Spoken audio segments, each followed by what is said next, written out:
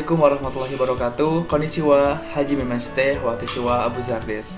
Hari ini saya akan menjelaskan bab 1 mengenai Aishisatsu, bab 2 mengenai Tate Kudasai, dan lampiran 3 mengenai HP.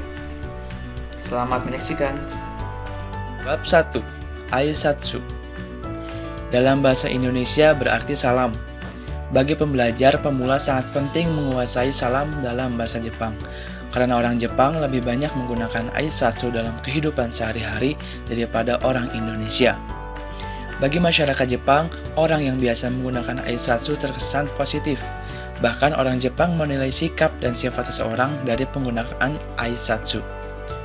Orang Jepang memiliki banyak ungkapan aisatsu, misalnya salam ketika bertemu, berpisah, saat akan makan, selesai makan, dan banyak lagi.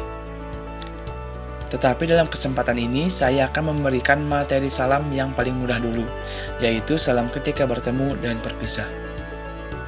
1. Salam ketika bertemu. Orang Jepang selalu mengucapkan salam ketika bertemu orang lain, baik ketika bertemu pada pagi hari, siang, atau malam hari. Ohayo gozaimasu, selamat pagi. Diucapkan saat bertemu orang pada pagi hari, setelah bangun tidur sampai kira-kira pukul 10 siang. Ohayo diucapkan kepada teman sebaya atau keluarga, atau dari orang yang berpangkat tinggi kepada bawahannya. Ohayo gozaimasu merupakan bentuk sopan, diucapkan kepada orang yang baru dikenal atau dari bawahan kepada atasan. Konnichiwa, selamat siang. Diucapkan saat bertemu orang pada siang hari, dari kira-kira jam 10 sampai saat matahari hampir terbenam. Konbanwa, selamat malam. Konbanwa diucapkan bila bertemu dengan orang pada malam hari, dari semenjak matahari terbenam sampai waktu akan tidur. Ongenki desu ka? Apa kabar? Ongenki desu ka merupakan ungkapan yang diucapkan ketika bertemu dengan orang yang sudah lama tidak ditemui. Ini merupakan ungkapan basa-basi yang biasanya dijawab dengan genki desu. Atau bentuk yang lebih sopannya saat menjawab adalah okage-sama de. 2. Salam ketika berpisah. Sayonara, sampai jumpa lagi. Sayonara merupakan salam perpisahan. Biasanya digunakan di sekolah antara guru dengan murid, atau dalam lingkungan tetangga yang secara rutin bertemu setiap hari, atau diucapkan pada seseorang yang kemungkinan tidak akan kembali lagi atau bertemu lagi dalam waktu dekat. Ungkapan ini tidak biasa digunakan antara teman sekantor atau sekeluarga. Ja, mata, sampai ketemu, sampai besok. Ungkapan ini biasa digunakan antara teman sebaya atau teman dekat, biasa digunakan dalam percakapan sehari-hari. Oyasumi nasai, selamat malam atau selamat tidur. Ungkapan oyasumi nasai digunakan saat berpisah di malam hari atau saat ingin tidur. 3. Saat ingin mengucapkan terima kasih. Arigatou gozaimasu, terima kasih. Arigatou, terima kasih. Arigatou gozaimasu merupakan bentuk sopan dari arigatou, diucapkan pada orang yang baru kita kenal atau yang kita hormati. Sedangkan ungkapan arigatou digunakan pada semua teman atau keluarga dekat. 4. Saat meminta maaf. Sumimasen, maaf atau permisi. Sumimasen diucapkan untuk menyatakan meminta maaf. Ungkapan ini cukup sopan dan dapat digunakan secara umum. Dalam beberapa hal dapat juga diartikan permisi dalam bahasa Indonesia. Gomen nasai, maaf. Gomen, maaf. Ungkapan ini diucapkan saat ingin meminta maaf kepada orang yang memiliki hubungan dekat dengan pembicara, misalnya teman sebaya atau keluarga. Gomen nasai atau gomen merupakan bentuk informal. Moshiwake arimasen, moshiwake gozaimasen, mohon maaf. Moshiwake arimasen atau moshiwake gozaimasen merupakan ungkapan permohonan maaf yang paling sopan daripada gomen atau gomen nasai. Biasanya digunakan kepada orang-orang yang dihormati oleh pembicara, misalnya atasan dalam lingkungan pekerjaan. Bab 2. Tate Kudasai. Pada bab 2 ini kita akan mempelajari mengenai Tate Kudasai.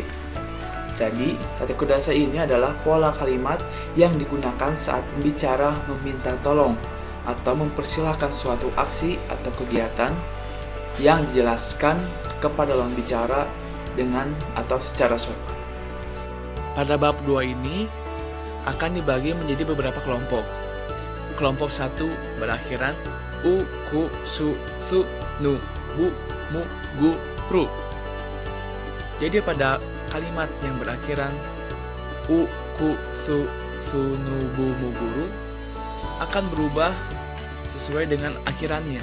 Contohnya, u berubah menjadi t, ku menjadi it, su menjadi shite, su menjadi te, nu menjadi nde, bu menjadi nde, mu menjadi nde, gu menjadi ide, dan ru menjadi ite. Nah, untuk cara kerja pola kalimatnya, setiap kalimat yang berakhiran awalan tadi diubah menjadi perubahan yang te, ite, shite, dan lainnya. Contoh, yang berakhiran u, warau. Dalam tulisan di sini, u menjadi t, maka warau berubah menjadi warate. Contoh kedua, ku menjadi ite. Contoh kalimatnya migaku, maka berubah menjadi migaite. Lalu contoh selanjutnya, su menjadi shite, maka pada kalimatnya fuyasu berubah menjadi fuyashite. Begitupun seterusnya. Kelompok 2 berakhiran eru dan iru. Pada akhiran eru berubah menjadi et. Contoh kalimatnya si meru berubah menjadi si mete. Lalu yang berakhiran iru berubah menjadi ite. Contoh kalimatnya kiru berubah menjadi kite. Kelompok 3 tidak beraturan yang berakhiran suru atau kata kuru. Suru berubah menjadi site. Contoh kalimatnya unten suru, maka berubah menjadi unten site.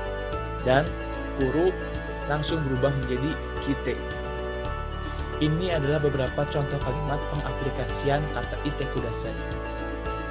Hayaku kite kudasai. Tolong datang segera. Dozo mishiagate kudasai. Silakan dimakan. Sore ni kanshite kuashiku setsume shite kudasai. Mengenai hal itu, tolong jelaskan dengan detail. Jadi sekarang saya akan menjelaskan budaya HP di Jepang.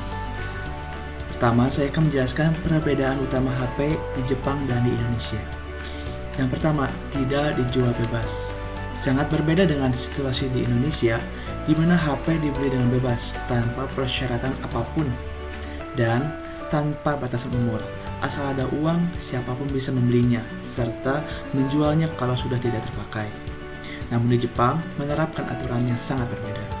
Semua HP di negara tersebut tidak dijual bebas dalam arti hanya bisa dibeli di agen resmi, serta untuk memilikinya diperlukan sejumlah persyaratan tertentu, seperti mengisi formulir, buku rekening bank, dan juga kartu pengenal atau ID card.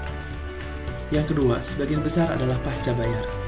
Kemudian dari sistem pembayarannya, kebanyakan HP di negara tersebut menggunakan pasca bayar. Jadi mirip dengan telepon rumahan, rekening tagihan dihitung akhir bulan sesuai dengan jumlah pulsa yang digunakan. Yang ketiga, tidak bebas gonta-ganti kartu nih. Di negara Jepang membeli HP identik dengan membeli provider. Provider adalah nama perusahaan pengelola jaringan HP semacam operator telepon seperti Indosat, Telkomsel, dan lainnya. Yang keempat, diikat kontrak jual pembeli. Seperti sudah diketahui bahwa memiliki HP di Jepang tidaklah mudah karena memerlukan banyak aturan dan persyaratan. Selain mengisi sejumlah formulir, rekening bank, dan penjaminan juga ada aturan tambahan lain yang wajib menandatangani kontrak selama waktu tertentu yang biasanya minimal adalah 2 tahun. Kenapa harus diikat dengan kontrak? Tentu saja karena pihak provider tidak mau rugi. Mereka biasanya menjual HP dengan harga murah atau subsidi, namun mengambil keuntungan dari pulsa bulanan yang dibayar oleh pelanggan. Nah, yang kelima, mail dan SMS. HP di Jepang mengenal 2 cara untuk mengirim pesan pendek, yaitu SMS dan mail. Dari kedua cara tersebut, email sepertinya jauh lebih populer digunakan. Hal ini disebabkan karena pesan SMS memiliki keterbatasan, yaitu hanya bisa digunakan atau pengguna provider yang sama. Jadi semua HP di Jepang selain memiliki nomor telepon juga pasti memiliki alamat email. Dengan kata lain, walaupun kita tahu nomor HP seseorang, tanpa tahu alamat mailnya maka pesan tidak akan bisa dikirim. Nah, perbedaan lainnya, HP di Jepang itu murah dan gratis. Untuk HP model terbaru dengan berbagai fasilitas menarik seperti TV, game, layar sentuh, internet, dan berbagai fasilitas terbaru tentu saja berharga mahal kan? Nah, tetapi beda dengan di Jepang. Pembayarannya di Jepang itu relatif murah dan mudah karena bisa diangsur dan dibebankan pada setiap tagihan akhir bulan. Sekian dari saya. Assalamualaikum warahmatullahi wabarakatuh.